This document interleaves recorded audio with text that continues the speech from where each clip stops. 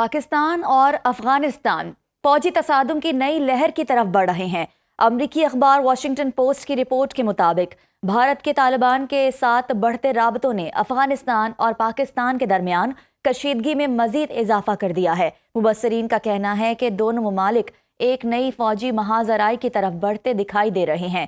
خطے میں تیزی سے بدلتی صورتحال نے نہ صرف سرحدی سیکیورٹی کو پیچیدہ بنا دیا ہے بلکہ علاقائی طاقتوں کے درمیان اثر و رسوخ کی نئی جنگ بھی نمایاں ہو رہی ہے۔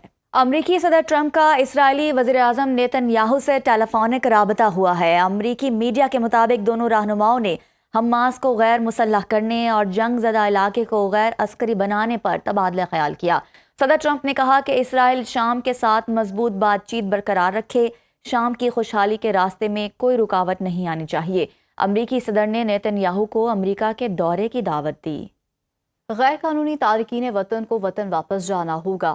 ٹرمپ انتظامیہ اغواؤں کی دوبارہ جانچ پڑتال شروع کر رہے ہیں۔ ترجمان وائٹ ہاؤس کرنل لیوٹ نے پریس بریفنگ میں کہا ہے کہ تیسری دنیا کے ممالک سے آنے والے تمام افراد کی پناہ کی درخواستوں کو روک دیا ہے۔ جو تارکین امریکی قوانین سے ناجائز فائدہ اٹھا رہے ہیں انہیں یہاں رہنے کا حق نہیں۔ منشیات اسمگل کرنے والے دہشت گردوں کے خلاف فضائی کارروائیاں جاری ہیں۔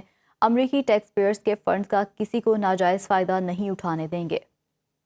اپڈیٹ کرتے چلیں خبر کے حوالے سے کہ بنگلہ دیش کی سابق وزیر اعظم شیخ حسینہ واجد کو 5 سال کی قید کی سزا سنائی گئی ہے۔ بنگلہ دیشی میڈیا کے مطابق شیخ حسینہ کی بہن کو 7 سال قید کی سزا کا حکم دیا گیا ہے۔ اس کے علاوہ شیخ حسینہ کی بھانجی اور برطانوی رکن پارلیمنٹ کو 2 سال قید کی سزا سنائی گئی ہے۔ بنگلہ دیشی میڈیا کے مطابق بدعنوانی کے مقدمے میں نامزد دیگر ملزمان کو 5 سال قید کی سزا سنائی گئی۔ ملزمان پر اثر و رسوخ کے ذریعے ڈھاکہ ڈپلومیٹ ایریا میں پلاٹ لینے کا الزام تھا۔ اس سے قبل شیخ حسینہ کو 2 مختلف مقدمات میں سزائے موت اور 21 سال قید کی سزا بھی سنائی جا چکی ہے۔